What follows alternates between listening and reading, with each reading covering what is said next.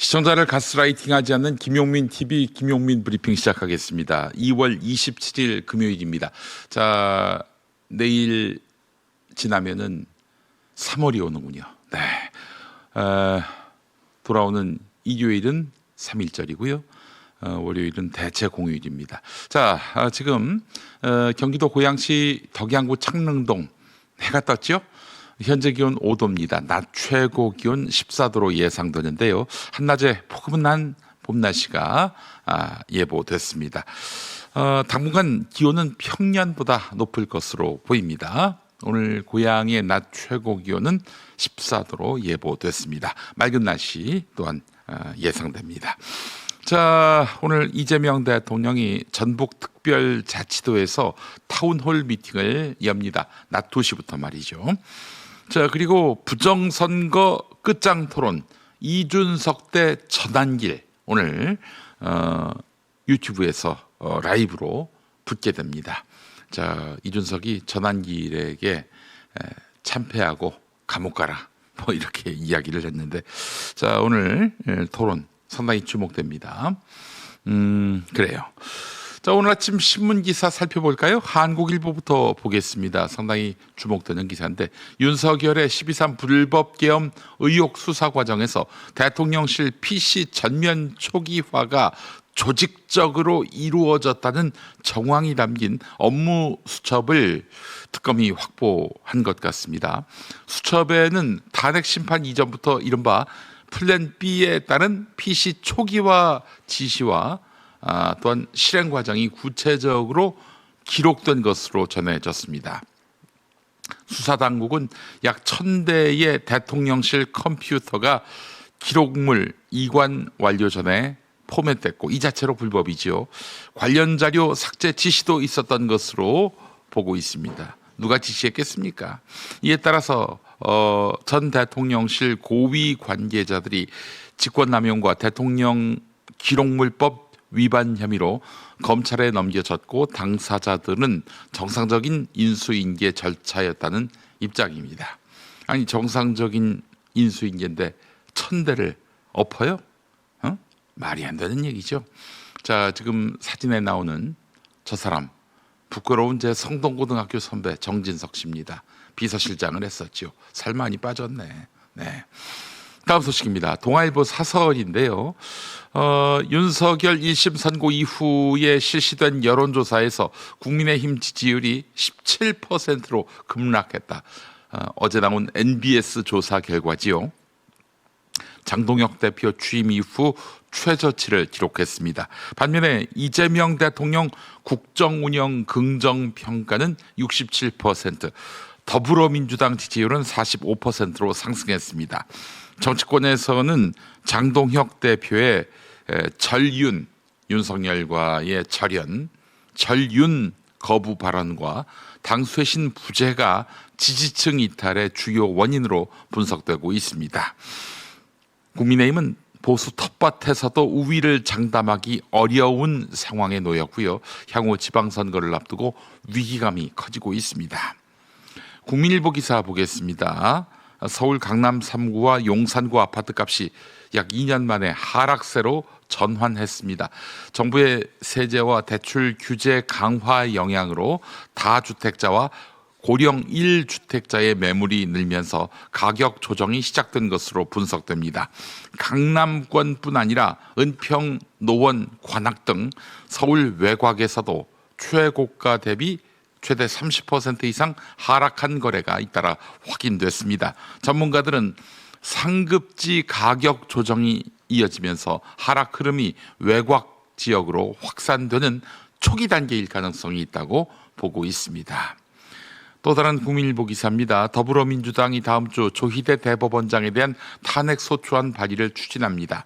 민주당은 윤석열 1심 판결 과정에서 사법부가 국민법감정과 책임 원칙에 부합하지 못했다고 보고 조희대 대법원장이 이에 대한 정치적, 사법적 책임을 져야 한다는 입장인데요. 여권은 사법 신뢰 회복과 책임 있는 사법 운영을 위한 조치라는 점을 강조하며 탄핵 추진이 사법개혁 논의에 계기가 될 것이라고 주장하고 있습니다. 자, 경향신문의 신인규 변호사 칼럼이 실렸네요.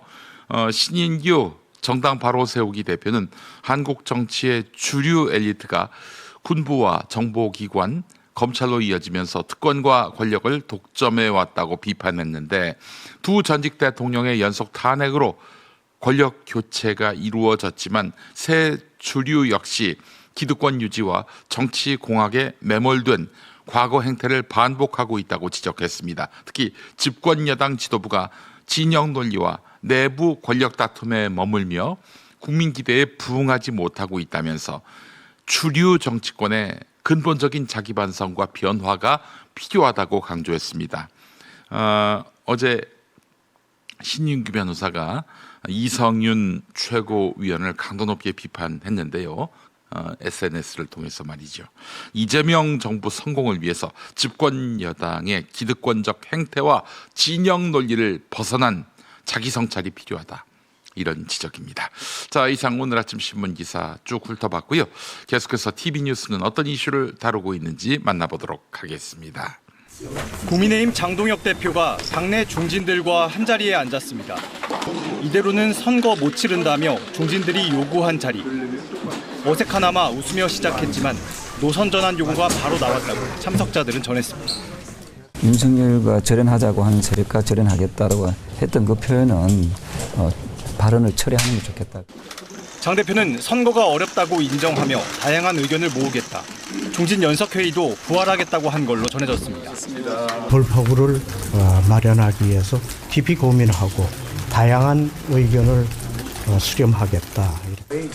다만 노선 변화라는 말은 없었다고 장 대표 측이 곧바로 설명을 붙이면서 여전한 입장차를 드러냈습니다.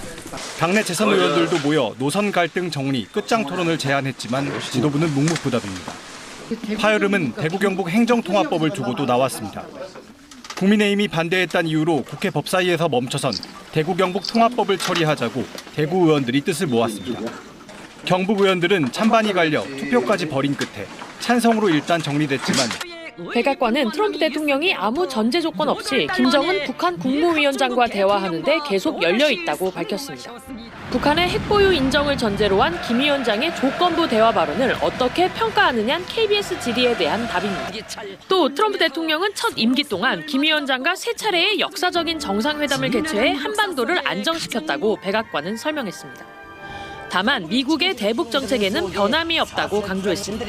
북한과 조건 없는 대화에 참여하면서도 북한의 완전한 비핵화를 추구한다는 트럼프 행정부의 기본 원칙에 변함이 없음을 재확인한 걸로 해석됩니다. 코스피가 6천 돌파 단 하루 만에 200포인트 넘게 올랐습니다. 6,100과 200을 넘어 가볍게 6,300마저 돌파하며 사상 최고가를 또 갈아치웠습니다. 특히 시가총액 상위 종목들이 뜨거웠습니다. 반도체 대장주들이 모두 7% 넘게 급등하면서 삼성전자는 처음으로 21만 원대로 올라섰고 SK하이닉스는 110만 원을 눈앞에 뒀습니다. 두 종목 시가총액이 처음으로 2천조 원이 넘었고 특히 삼성전자는 처음으로 1조 달러를 돌파해 미국 월마트를 제치고 전 세계 12위에 올랐습니다. 간밤 엔비디아의 실적 발표를 통해 폭발적인 인공지능 수요가 확인되면서 반도체 투자 심리가 다시 불타오른 겁니다. 엔비디아의 작년 4분기 매출은 우리 돈으로 98조 원에 달했습니다. AI에 대한 버블론, 여러 가지 또 파괴론 자체가 있긴 하지만 기본적으로는 수요 자체는 여전히 엔비디아 실적에서 보듯이 강하다라는 부분을 좀 확인시켜준 부분들이고요. 다만 기관과 개인이 1조 8천억 원 넘게 순매수했지만 외국인이 2조 원 넘게 내다 팔았습니다. 단순 차익 실현 매물도 있지만 외국 기관들의 기계적인 투자 비중 조절 때문이라는 분석이 많습니다. 서울 강남구 대치동의 대단지 아파트. 지난 설 연휴쯤 이 아파트 30평대 매물 3건이 41억 원대에 잇따라 거래됐습니다. 작년 11월 거래보다 5억 원 넘게 떨어진 가격입니다. 모두 다주택자 급매물입니다.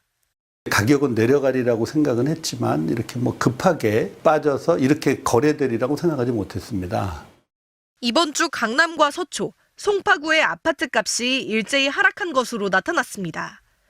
서울에서 가장 급등했던 지역이 가장 빨리 하락세로 돌아선 겁니다.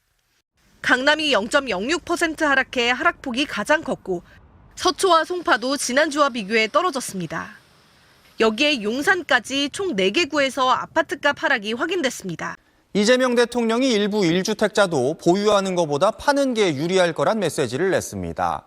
이 대통령은 자정쯤 올린 SNS에서 정책 수단을 총동원해서 다주택자는 물론 투기, 투자용 1주택자도 보유보다 매각이 유리한 상황을 만들겠다고 밝혔습니다.